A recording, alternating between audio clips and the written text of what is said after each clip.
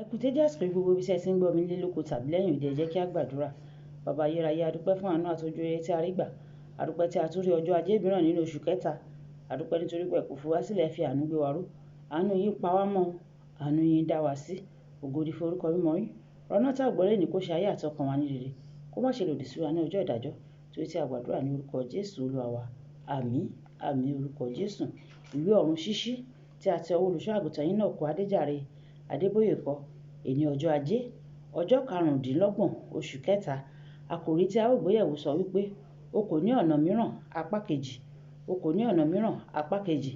Àwọn àkọ́sórí wa nínú ìwé Jòhánù orí ìkàndógún ẹsẹ̀ ìkejì. Ìwé Jòhánù orí ìkàndógún ẹsẹ̀ ìkejì. Gbogbo ẹ̀ka nínú mi tí kò bá so èso, a ó mú kúrò. Gbogbo ẹ̀ka tí ó bá sì so èso, a ó wẹ̀ ẹ́ mọ́ kí ó lè so sí i. Nígbà tí a mú Bíbélì kíkà wa nínú ìwé Jòhánù orí ìkàndógún ẹsẹ̀ ìkíní títí dé ẹsẹ̀ ìkẹrìndínlógún. Jòhánù orí ìkàndógún ẹsẹ̀ ìkíní títí dé ẹsẹ̀ ìkẹrìndínlógún. Èmi ni àjàrà tòótọ́, bàbá mi sì ni olùṣọ́gbà. Gbogbo ẹ̀ka nínú mi tí kò bá so èso, òun ni a ó mú kúrò. Gbogbo ẹ̀ka tí ó bá sì so èso, a ó wẹ̀ ẹ́ mọ́ kí ó lè so sí i. Ẹ̀yin mọ̀ nísinsìnyí nítorí ọ̀rọ̀ tí mo sọ fún yín. Ẹ máa gbé inú mi, èmi ò sì máa gbé inú yín.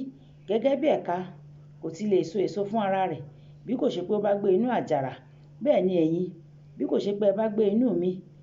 Èmi ni àjàrà, ẹ̀yin ni ẹ̀ka. Ẹni tí ó ń gbé inú mi àti èmi nínú rẹ̀, òun ni yóò so èso lọ́pọ̀lọpọ̀. Nítorí ní yíya ra yín kúrò lọ́dọ̀ mi, ẹ kò lè ṣe ohun kan. Bí ẹnìkan kò bá gbé inú mi, a gbé e sọnù gẹ́gẹ́ bí ẹ̀ka. A sì ké e, wọ́n a sì kó wọn jọ, wọ́n a sì sọ wọ́n sínú iná, wọ́n a sì jóná. Bí ẹ̀yin bá ń gbé inú mi, tí ọ̀rọ̀ mi bá sì ń gbé inú yín, ẹ ó béèrè ohunkóhun tí ẹ bá fẹ́, a ó sì ṣe é fún yín. Nínú èyí ni à ń yin bàbá mi lógo pé kí ẹ̀yin kí ẹ máa so èso púpọ̀. Ẹ̀yin ò sì jẹ́ ọmọ ẹ̀yìn mi.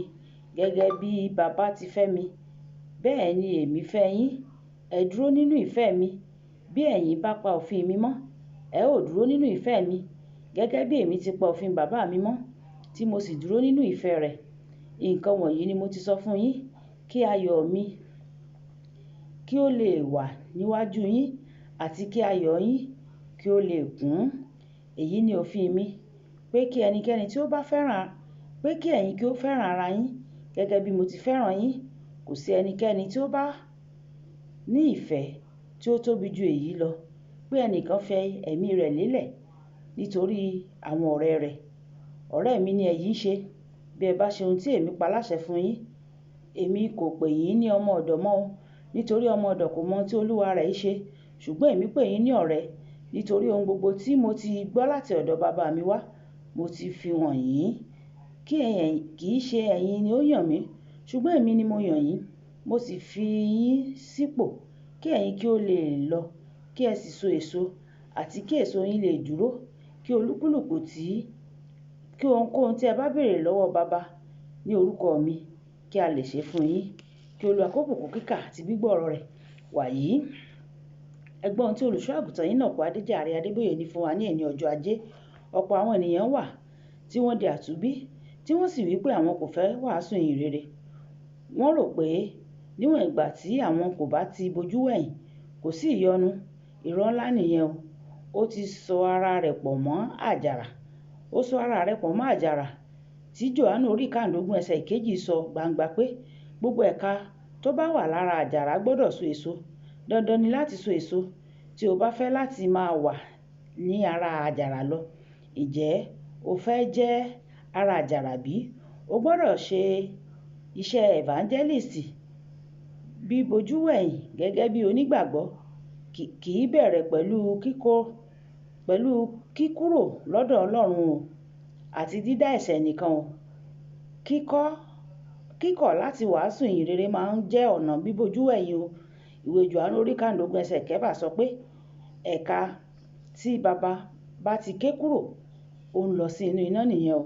Àwọn ènìyàn kan tó máa ń wàásù nípa oore ọ̀fẹ́ tí kò ní gbèdéke sábà máa ń sọ pé ní kété tí o bá ti di àtúnbí, ohunkóhun tó lè rán ọ lọ sọ́run àpáàdì. Mi ò fara mọ́ o. Wọ́n ní kò sí ohunkóhun tí ó lè rán ọ lọ sí ọ̀run àpáàdì ní kété tí ìwọ bá ti di àtúnbí. Ṣùgbọ́n èmi kò fara mọ́ èyí rárá.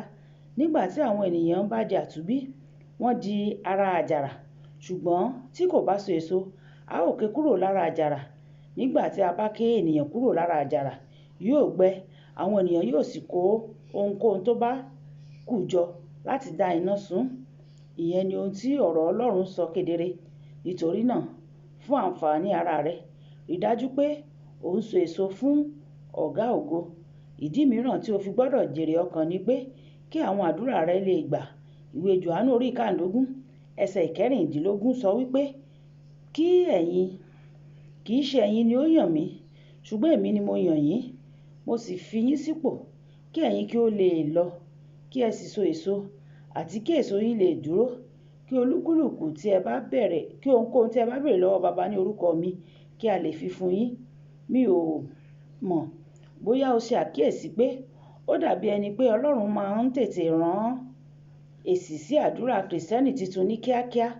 Ó ṣeé ṣe kí o ti ní irú ìrírí àwọn ìdáhùn sí àdúrà kíákíá nígbà tí o ṣẹ̀ṣẹ̀ di àtúnbí.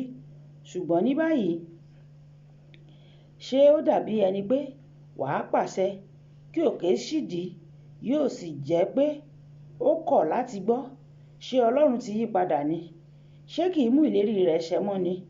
Kí ló wá dé tí àwọn ìdáhùn rẹ̀ fi ń falẹ̀?